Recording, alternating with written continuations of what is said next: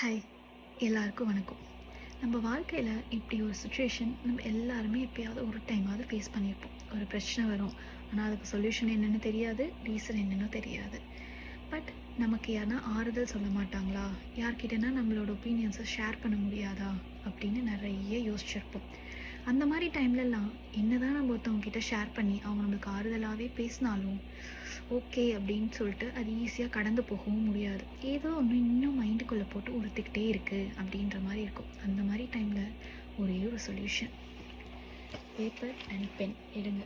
உங்களுக்கு தோன்றதெல்லாம் எழுதுங்க. இந்த மாதிரி எனக்கு ப்ராப்ளம் இருக்குது, ஆனால் எனக்கு என்ன சொல்யூஷன் எழுதுறதுன்னு தெரியல, என் மைண்டு என்னை போட்டு உறுத்திக்கிட்டே இருக்குது, எனக்கு எப்படியாவது இது சால்வ் ஆகணும், இல்லை என்ன தோணுதோ, எனக்கு அழுகணும் போல் இருக்குது, கத்தணும் போல் இருக்குது, எதுவாக இருந்தாலும் உங்கள் மைண்டில் இருக்கிறது எல்லாமே பேப்பரில் கொட்டி தீர்த்துங்க.